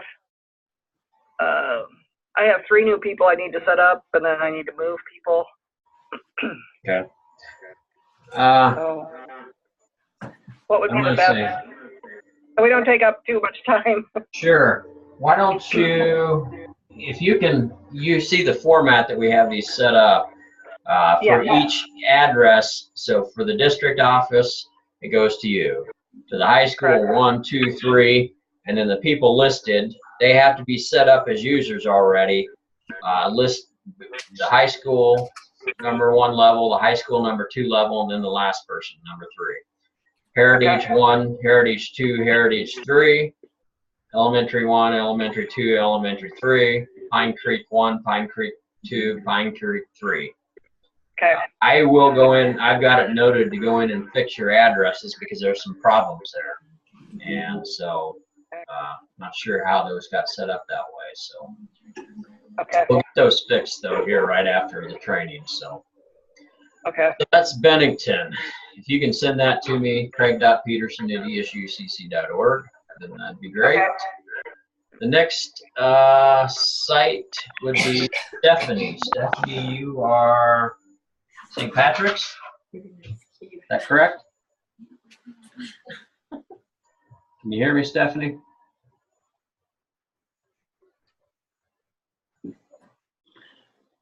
That's in Gretna. If you can hear me, Stephanie, you're the only approver for your school. And so if you need to make any changes, let me know. Linda Woosley, Dorchester. Let's look at yours, Linda.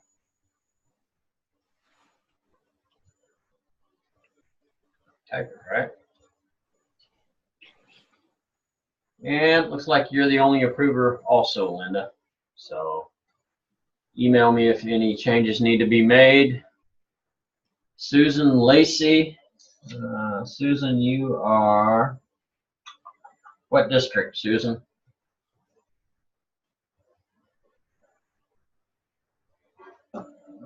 Find out. I'm not getting any audio from you, Susan.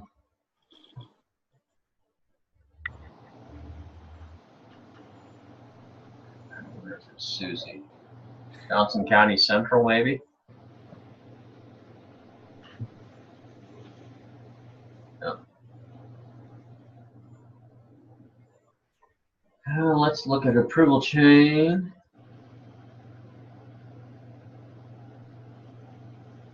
Let's be on the account then.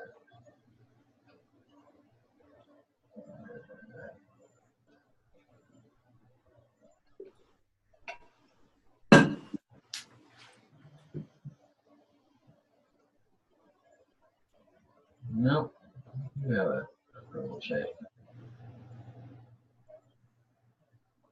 Okay, so Johnson County Central Schools 1 goes to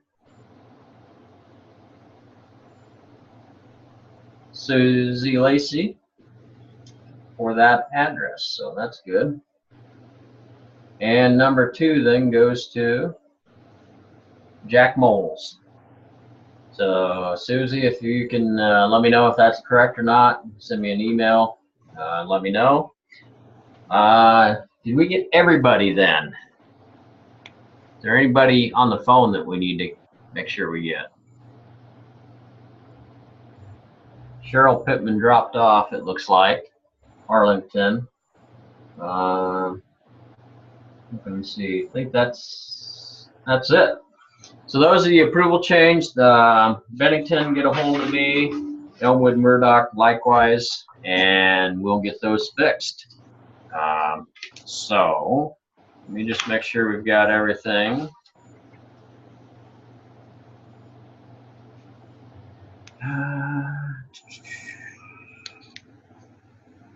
Leading accounts we've already covered. From your reports that you receive, and again, this really depends on, because Dave will be doing a lot of this if he's shipping direct, but you're able to take those, that receiving or the sorting report, which is going to be sorted by numerical number. You can create labels through a mail merge using that report. So if you're interested in doing that, contact me. I can walk you through that, but it's simply going into Microsoft Word, starting a mail merge document, looking at that report and pulling fields from that report into a mail merge document, and then you print off labels. When you print those labels off, what it does is it allows you to pull those labels off, stick it onto the product, and put them over to the side. A student, a custodian, or whatever can deliver those to the classrooms then. And so it would include the product name, item number, and the teacher name, and then the quantity that they ordered. And you put that on a label. I always used a Avery 5161 label, and You can pre-print these because they're in numerical order. They're quick and easy to find then. You just flip through your labels numerically, peel the labels off, and stick it onto the product. So if you're interested in that, I can help you with that. I've done that in the past when we managed the warehouse and so forth. So Avery 5161 or a Mako 2000 is what I always used. When you're receiving product in, that PDF catalog that is available will be available in the marketplace. And so when I go to the paper catalog right now, when I click on the logo, this PDF catalog will be your Bible, I say, when you're checking items in. I utilized it all the time. I'd open it up in the morning, and if I would open a box up, I would look for a manufacturer number. I would use the PDF catalog to do a quick search in that to find that product. Then I know the item number, what vendor it came from, and I probably already know that, but if I don't, then I can narrow it down. And then I can go to my receiving report to that section for that vendor, and now I can go down to the item number because that's how it's sorted, vendor, then item number, and find that item and receive that in that report. So again, Dave does a lot of that for you if it ships to the ESU 3 warehouse. So, but utilizing this PDF is kind of a handy feature. It's something that cut my time down tremendously in trying to find, product and what it is. Sometimes I won't know what it is or what vendor it's coming from, and that's how I'd find out. So keep that.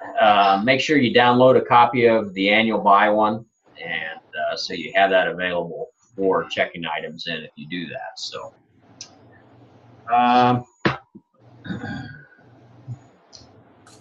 so we talked about one paper vendor this year. I do want to take you into the paper catalog. I've had a lot of schools say that they're not seeing the paper catalog. Well, this is it right here, 2018 paper. And so it was there all along for those schools. They just weren't seeing it exactly where it was at.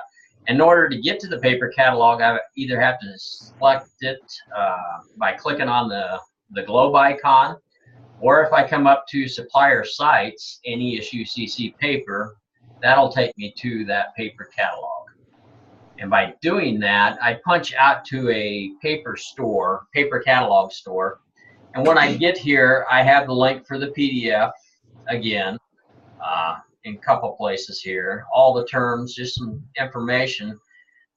But a lot of schools are saying, well, I don't see the items in the catalog.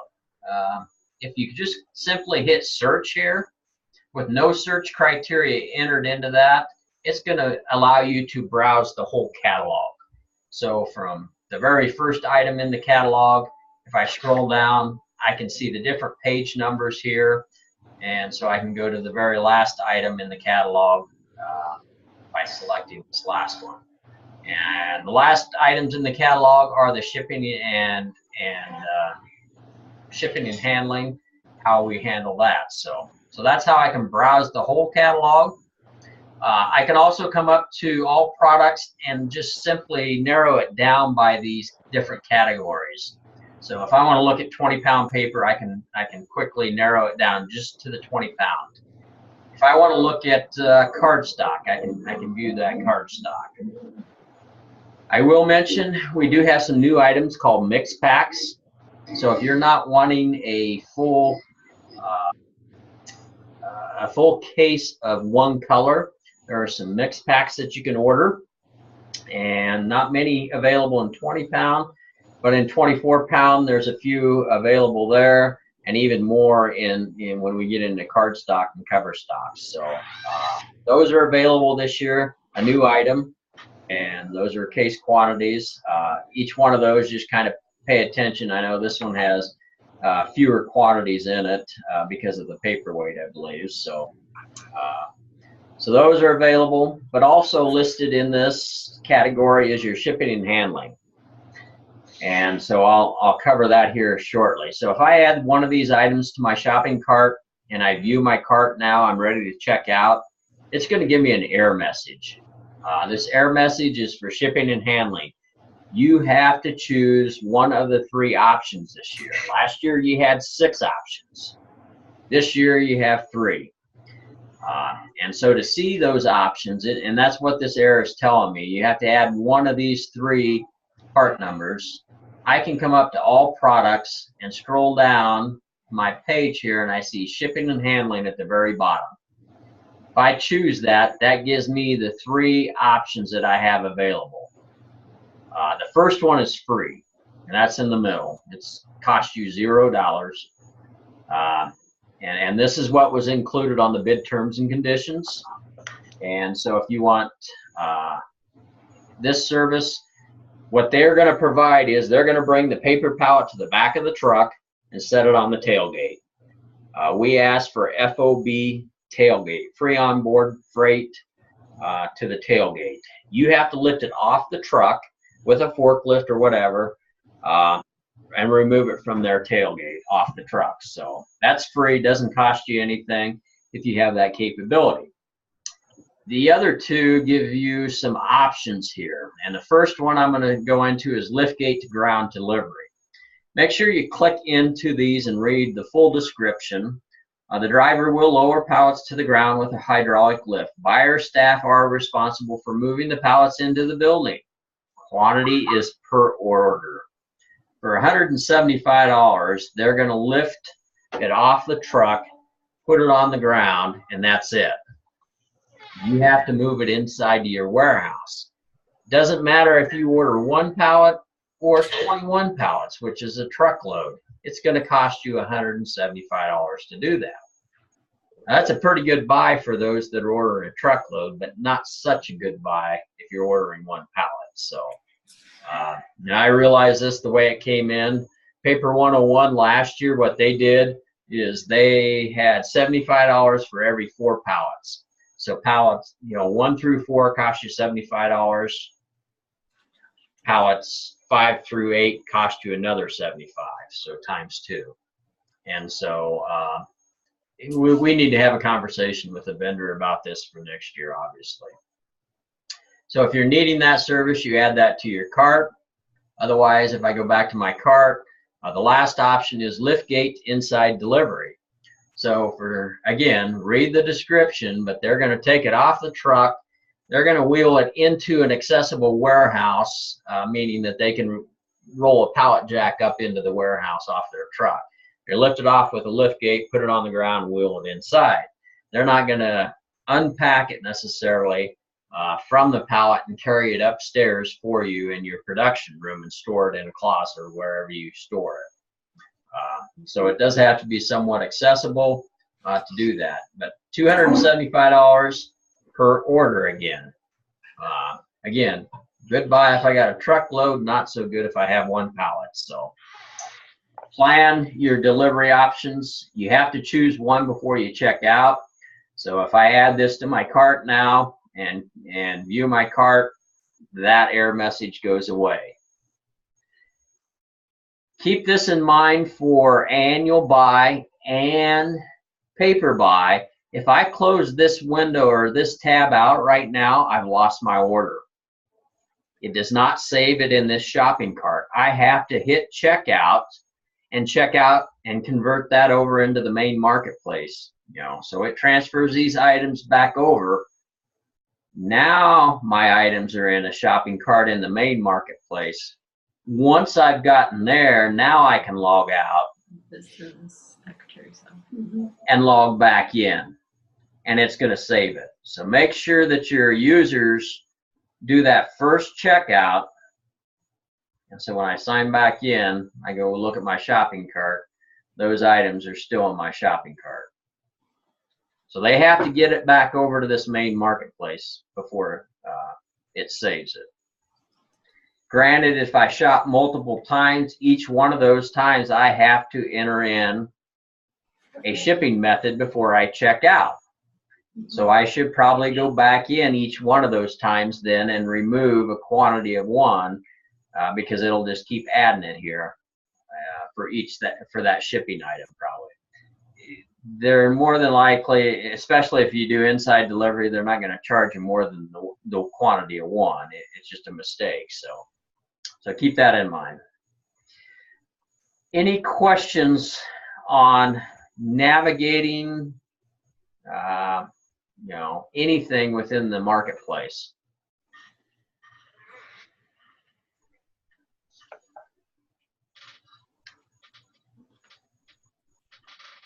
I did mention that after the initial order goes in, we do extended pricing for vendors. So throughout the year on June 1, we'll bring this catalog back up. So keep that in mind as you have needs throughout the year, that the annual buy catalog, those items you may still be able to order. Not all vendors extend pricing. School specialties, Staples, they have punch-out catalogs, year-round catalogs with us, so they don't extend their pricing. Some other vendors may choose not to, and so it's only during this time period that you're going to have full access to the catalog. After the time period, though, you will be able to go back in and shop, and so the Shop Annual Buy button is going to be there. If I click on that, it'll take me into the catalog.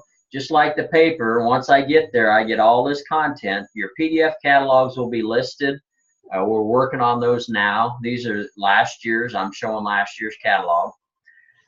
But then I can browse by category also. So if I only want to look at the art items, I can go directly to those art supplies and just browse that section of the art catalog.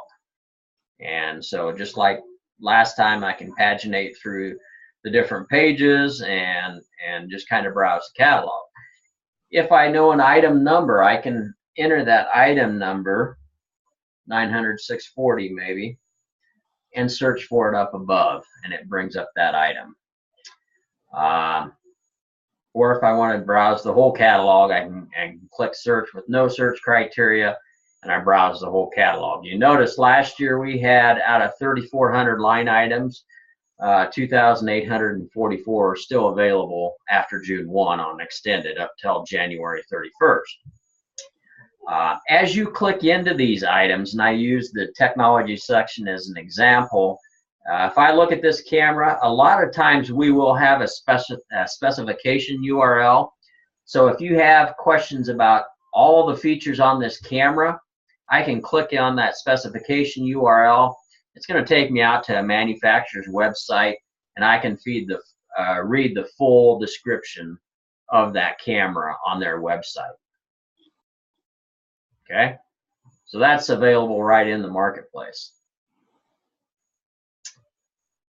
If I need to get back to the marketplace, the main marketplace page, I can click on this yellow banner up here on the link, and it takes me back in there. Now, it doesn't check my items out of the cart, so if I did that, I just lost all my items. So that's another way I can use items. At this point, I think I've covered everything unless there's questions. Any questions?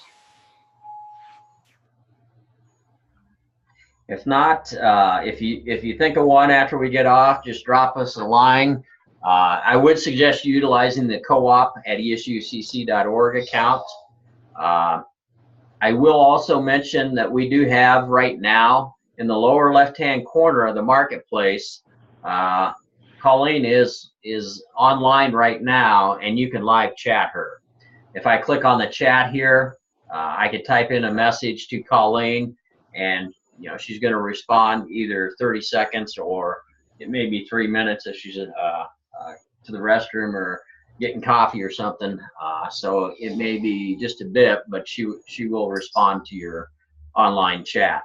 If that changes to send email, and you'll see that, it means she's not online, not monitoring that. But during the order period, we typically will monitor this. Non-ordering times of the year, it'll go to send to an email, and off business hours, it goes send to an email. So that's also available to you. Any other questions? I think I've covered it then. Everybody have a good day, and hopefully the snow stays away from you, but it's getting awful white out here. So. All right, thanks. Thanks, Frank. Yep, you bet. Take care. Thank you.